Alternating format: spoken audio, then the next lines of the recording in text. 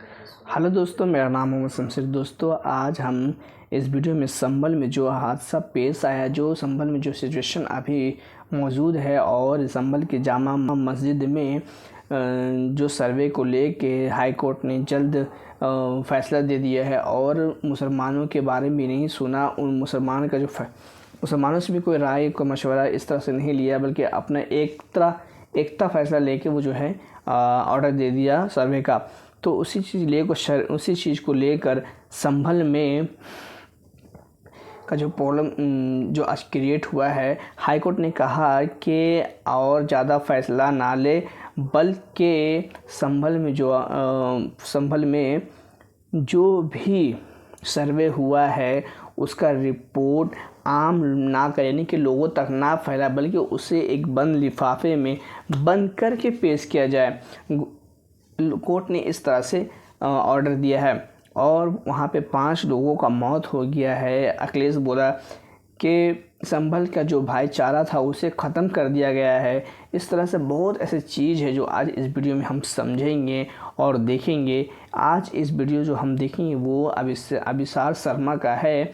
आप उनके बारे में जानते होंगे। अभिसार शर्मा एक जीनियन और सच रिपोर्टर है जो सच के साथ चलता है। तो चलिए हम इस चीज़ को देखेंगे और समझेंगे, हम और आप मिलकर।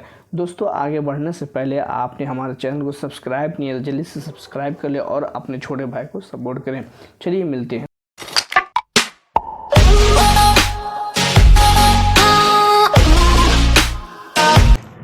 संभल की निचली अदालत के लिए इससे ज्यादा शर्मनाक बात नहीं हो सकती थी जब सुप्रीम कोर्ट ने यह कहा कि अब आप और अधिक निर्णय ना लें, कोई और निर्णय ना लें। नंबर 1। नंबर 2, सर्वे की रिपोर्ट को सार्वजनिक ना किया जाए, उसे बंद लिफाफे में पेश किया जाए। सुप्रीम कोर्ट ने साथ ही जिस तरह से वहां शांति व्यवस्था जो है भंग हुई है, जिसके चलते कम से कम 5 लोगों की मौत हो गई संभल में, उसको लेकर भी चिंता जाहिर की। सुप्रीम कोर्ट ने कहा सही बात है कि शांति बहाल होनी चाहिए। आज सुप्रीम कोर्ट ने निचली अदालत, याद कीजिएगा दोस्तों, संभल की शाही जामा मस्जिद में सर्वे को लेकर जज साहब यानी आदित्य सिंह जो हैं वो एक फैसला सुना देते हैं सिर्फ 2 घंटे में।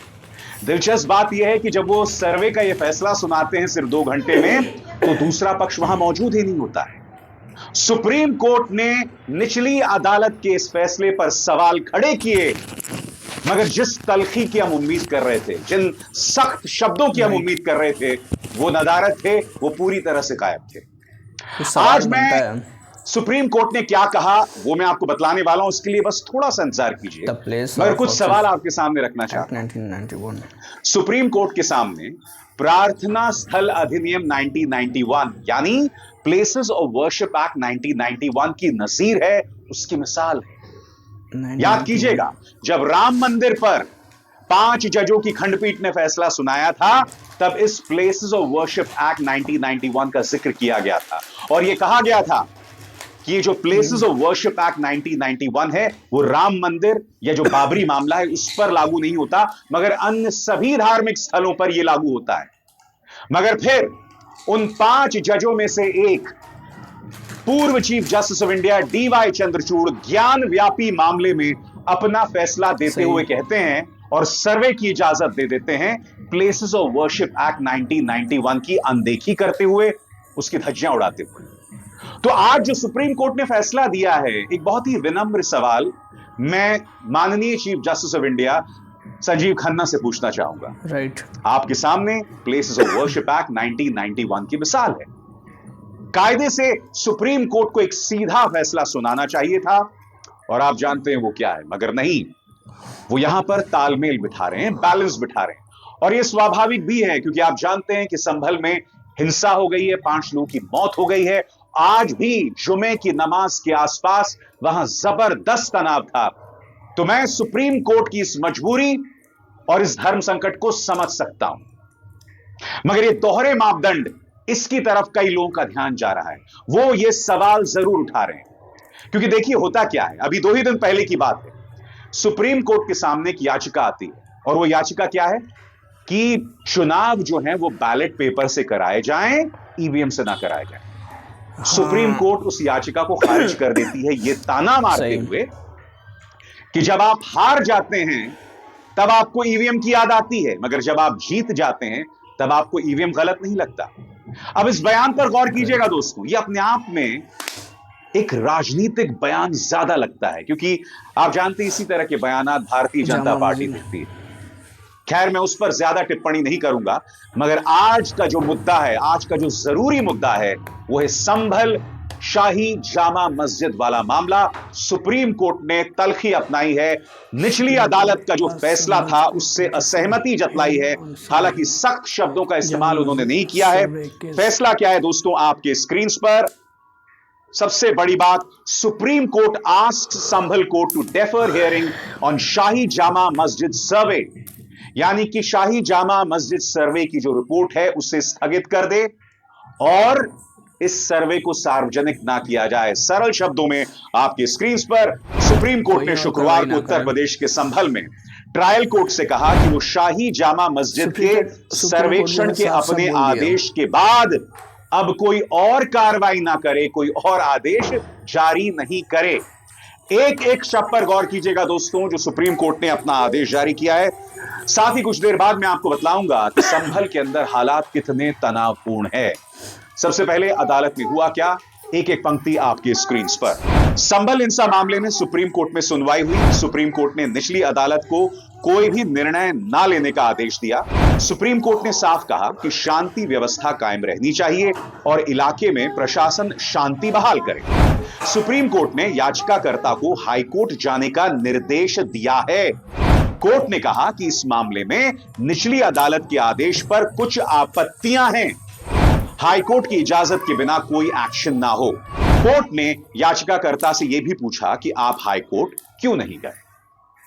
अब यहां पर एक सवाल जरूर उठता है, क्या सुप्रीम कोर्ट यहां सख्ती से प्लेसेस ऑफ वर्शिप एक्ट 1991 का हवाला देते हुए अपनी तरफ से कोई फरमान जारी नहीं कर सकता था? याचिकाकर्ता को कहा जा रहा है कि आप हाईकोर्ट जाइए, और कई जो लीगल जानकार हैं, कानून के जानकार हैं, इस दोहरे मापदंड की तरफ अक्सर ध्यान खींचते हैं। इसके अलावा सुप्रीम कोर्ट ने अपने आदेश में क्या कहा, आपकी स्क्रीन पर। सुप्रीम कोर्ट ने सील बंद लिफाफे में कोर्ट कमिश्नर को सर्वे की रिपोर्ट सौंपने को कहा है। सुप्रीम कोर्ट ने अपने आदेश में कहा कि जब तक मामला हाईकोर्ट के समक्ष लिस्ट नहीं हो जाता, तब तक कोई भी आगे की कार्रवाई पारित नहीं की जाएगी, आदेश के अनुसार होगी। कोर्ट ने कहा, हमने मामले के गुण दोष पर कोई राय व्यक्त नहीं की है। 6 जनवरी को मामले पर फिर से सुनवाई होगी। हालांकि कोर्ट ने कहा, आवश्यकता पड़ने पर दोनों पक्ष आवेदन दे सकते हैं।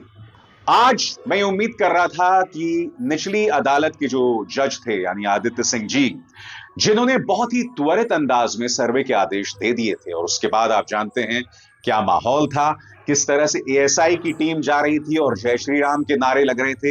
इन तमाम चीजों के बाद हम ये उम्मीद कर रहे थे कि इन तमाम मुद्दों पर सुप्रीम कोर्ट की तरफ से कोई टिप्पणी होगी। सुप्रीम कोर्ट ने इस पर कुछ बहुत ज्यादा टिप्पणियां नहीं की, उसने कहीं ना कहीं अपने आदेश पर फोकस किया जो आपके सामने है। बहरहाल इस वक्त प्रशासन के सामने सबसे बड़ी चुनौती है संभल के अंदर क्या हालात है। इत्तेफाकन आज जुमे की नमाज का दिन है, आज शुक्रवार है। स्वाभाविक सी बात है, वहां पर हालात जो हैं बहुत ही संगीन बने हुए हैं, बहुत ही सेंसिटिव बने हुए हैं, और मैं एक एक करके आपको बतलाने वाला हूं कि वहां पर क्या स्थिति बनी हुई है। बात सिर्फ वहां नहीं रुकती। कल ही सुप्रीम कोर्ट के सामने एक अन्य मामले में उत्तर प्रदेश पुलिस की बखिया उधेड़ दी गई थी, उसकी सख्त आलोचना की गई थी। सुप्रीम कोर्ट ने क्या कहा था उत्तर प्रदेश पुलिस के बारे में, और यह कहना इसलिए जरूरी हो जाता है क्योंकि पूरी संभल हिंसा के दौरान पुलिस के किरदार पर भी लगातार सवाल खड़े हो रहे हैं। बहरहाल संभल के अंदर क्या हालात हैं, इस पर भी आपको गौर करने की जरूरत है। संभल में आज जुमे की नमाज को लेकर चप्पे चप्पे पर सुरक्षा के कड़े इंतजाम हैं। नमाज से पहले डीएम एसपी की अगुवाई में पुलिस ने फ्लैग मार्च किया। आज यहां की शाही मस्जिद में पहले की तरह नमाज अदा की जा रही है। वहीं प्रशासन ने लोगों से जामा मस्जिद में भीड़ नहीं लगाने और नमाज के बाद शांतिपूर्ण तरीके से घर जाने की अपील की। यही नहीं दोस्तों, तमाम जगहों पर मजिस्ट्रेटों की तैनाती भी होगी। आपकी स्क्रीन पर संभल में जुमे की नमाज को लेकर 70 मजिस्ट्रेटों की ड्यूटी लगाई गई है। पुलिस के द्वारा चिन्हित स्थानों पर पुलिस अधिकारियों के साथ मजिस्ट्रेट की भी तैनाती होगी। 24 नवंबर की तरह हिंसा और उपद्रव ना हो, इसलिए इस तरह के इंतजाम किए गए हैं। इसके अलावा मैं आपको बतलाना चाहूंगा कि वहां पर जो अर्धसैनिक बल हैं उनकी भी जबरदस्त तैनाती है। 15 कंपनियों पीएसी और 2 कंपनियों आरएएफ तैनात किए गए हैं। 10 जिलों की पुलिस और महिला पुलिस बल सक्रिय हैं और दंगा निरोधी दस्ते की टीम विशेष निगरानी पर है। ड्रोन और सीसीटीवी कैमरों से हर संवेदनशील क्षेत्र पर नजर है। पुलिस बॉडी कैमरास के साथ तैनात है। और इसके अलावा मैं आपको यह भी बतलाना चाहूंगा कि भारतीय न्याय संहिता के अंतर्गत धारा 163 भी लागू कर दी गई है।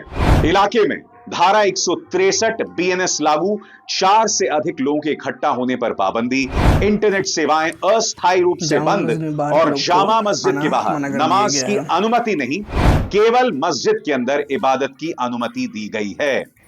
और यही नहीं, जामा मस्जिद में बाहरी लोगों के प्रवेश पर भी रोक लगा दी गई। जामा मस्जिद के अंदर केवल स्थानीय लोगों को प्रवेश की अनुमति है।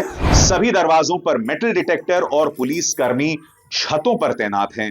असामाजिक तत्वों पर कार्रवाई की गई है।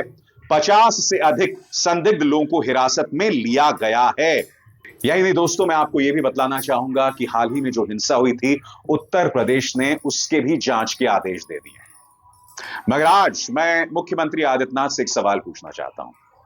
आपने जो तमाम कार्रवाइयां की हैं, जिसका जिक्र मैंने अभी अभी किया, वो बहुत बेहतरीन है और इसकी तारीफ की जानी चाहिए। मगर एक बात बताइए, जब सर्वे कराया जा रहा था, जब एएसआई की टीम वहां पहुंच रही थी, उसके आसपास जो हालात थे उस पर आप काबू क्यों नहीं पा पाए? क्योंकि देखिए, सर्वे का आदेश एक अदालत ने दिया था और जब एक अदालत आदेश देता है तो प्रशासन को गंभीर हो जाना चाहिए। क्या वजह है कि इतनी बड़ी तादाद में वहां पर हिंसा हो गई, इतने बड़े पैमाने पर वहां हिंसा हो गई? यह सवाल तो प्रशासन से ही किया जाएगा ना। और यह सवाल प्रशासन से इसलिए किया जाएगा क्योंकि मैं आपको याद दिलाना चाहूंगा कि बहराइच हिंसा में क्या हुआ था। दुर्गा पूजा को लेकर वहां से यात्रा जा रही थी। एक व्यक्ति मस्जिद की छत पर चढ़कर वहां पर भगवा जो है लगाता है और जो मुसलमानों का झंडा है उसे हटा देता है, उसकी मौत हो जाती है। बात वहां नहीं रुकती है। दैनिक भास्कर की रिपोर्ट सामने उभर कर आती है जिसमें पता चलता है कि दंगाइयों को पुलिस ने छूट दे रखी थी और दंगाई ये कह रहे थे कि अगर हमें 2 घंटे से ज्यादा की छूट मिलती तो हम पूरे महाराजगंज में आग लगा सकते थे। इसलिए पुलिस पर सवाल किए जा रहे हैं। आज जुमे की नमाज के दौरान जब आपने तमाम इंतजामात किए तो क्या यह आपका फर्ज नहीं बनता था कि जब अदालत ने उस दिन आदेश दिया था तब भी आप पहले से ही फील्डिंग रखते, तब भी आप पहले से माहौल बनाकर रखते? 5 लोगों की मौत शायद नहीं होती और उसको लेकर अब भी असमंजस बना हुआ है। इसीलिए दोस्तों, कल सुप्रीम कोर्ट ने उत्तर प्रदेश पुलिस को कड़ी फटकार लगाई है। मामला है कथित गैंगस्टर अनुराग दुबे का, क्योंकि अनुराग दुबे पुलिस के कहने के बावजूद नहीं जा रहे पूछताछ के लिए। उन्हें डर इस बात का है कि अगर वो जाएंगे तो पुलिस उन पर एक और केस लगा देगी। सुप्रीम कोर्ट ने इसी पर टिप्पणी की है और क्या कहा है इस पर भी आपको गौर करना पड़ेगा। सबसे पहले दोस्तों, इस खबर को देखिए। उत्तर प्रदेश पुलिस सत्ता का आनंद ले रही है, संवेदनशील बनने की जरूरत। अगर आप जूम इन करें तो कार्रवाई के तरीके से सुप्रीम कोर्ट नाराज। कहा पुलिस खतरनाक क्षेत्र में प्रवेश कर रही है, आरोपी को जांच में शामिल करें, यदि गिरफ्तार किया तो कठोर आदेश पारित होंगे। सही है। यह अपने आप में उत्तर प्रदेश के लिए शर्मिंदगी वाला मामला है कि आप सत्ता का सुख भोग रहे हैं। कोई व्यक्ति जो आपके पास जांच के लिए आता है, आप उसे अन्य केसेस में फंसा देते हैं। ऐसे में ये जो टिप्पणी की गई है वो खासे मायने रखती है। और इसी को जोड़िए जो संभल में हिंसा हुई है या बाराबंकी और बहराइच में जिस तरह के सांप्रदायिक तनाव हुआ था। मैं आपको बतलाना चाहता हूं कि गुरुवार को सुप्रीम कोर्ट ने इस मामले में क्या कहा। सुप्रीम कोर्ट ने गुरुवार को कहा कि सत्ता का आनंद ले रही उत्तर प्रदेश पुलिस को संवेदनशील होने की जरूरत है। शीर्ष अदालत ने कथित गैंगस्टर अनुराग दुबे की गिरफ्तारी पर रोक लगाते हुए यह तल्ख टिप्पणी की और कहा कि यदि अदालत की अनुमति के बगैर दुबे को छुआ भी तो ऐसा आदेश पारित करेंगे कि पुलिस वाले उसे जिंदगी भर याद रखेंगे। इतना सख्त होना पड़ रहा है सुप्रीम कोर्ट को, क्योंकि उत्तर प्रदेश पुलिस की जो महानता है उसका प्रचार प्रसार दुनिया भर में हो रहा है दोस्तों। इसके अलावा सुप्रीम कोर्ट ने क्या कहा, इस पर भी गौर कीजिए। जस्टिस सूर्यकांत और उज्जवल भुइयां की पीठ ने कथित गैंगस्टर अनुराग दुबे की अग्रिम जमानत याचिका पर सुनवाई के दौरान उत्तर प्रदेश पुलिस की कार्यशैली पर कड़ी नाराजगी जाहिर की है। जस्टिस सूर्यकांत ने कहा कि उत्तर प्रदेश पुलिस खतरनाक क्षेत्र में प्रवेश कर रही है। उन्होंने कहा कि तथ्यों से जाहिर है कि याचिकाकर्ता दुबे पुलिस के सामने जांच में शामिल होने के लिए इसलिए पेश नहीं हो रहे थे क्योंकि उसे डर था कि उसके खिलाफ कोई अन्य मामला भी दर्ज ना कर लिया जाए। बात तो सही है यार। सुप्रीम कोर्ट ने कहा कि याचिकाकर्ता दुबे पुलिस के सामने पेश नहीं हुआ क्योंकि उसे पता है कि आप यानी उत्तर प्रदेश पुलिस एक और झूठा मामला दर्ज कर लेंगे और उसे गिरफ्तार कर लेंगे। इसके बाद दोस्तों सुप्रीम कोर्ट ने उत्तर प्रदेश के डीजीपी को कहा है कि हमारी बात ध्यान से सुनिए, अगर आपने एक और कठोर आदेश दुबे के खिलाफ जारी किया तो हम ऐसा आदेश सुनाएंगे कि आप जिंदगी भर याद रखेंगे। इससे ज्यादा फटकार और क्या हो सकती है दोस्तों। इससे पता चल रहा है कि उत्तर प्रदेश में कानून का क्या निजाम है। जब सुप्रीम कोर्ट इस तरह की भाषा में उत्तर प्रदेश पुलिस के खिलाफ टिप्पणी करती है, जब संभल की एक अदालत के फैसले पर इस तरह से सुप्रीम कोर्ट अपनी असहमति जाहिर करती है, हालांकि जो आदेश जारी किया जाता है उस पर भी कुछ सवालात हैं, खासतौर से प्लेसेस ऑफ वर्शिप एक्ट 1991 को लेकर। तो ये सब बतला रहा है कि संगोल युग में राम राज्य कैसे चल रहा है। अभिसार शर्मा को दीजिए इजाजत। तो जैसे आपने इस वीडियो को देखा और आपने काफ़ी कुछ समझे होंगे दोस्तों, आप अपना राय इस कमेंट में ज़रूर बताएं।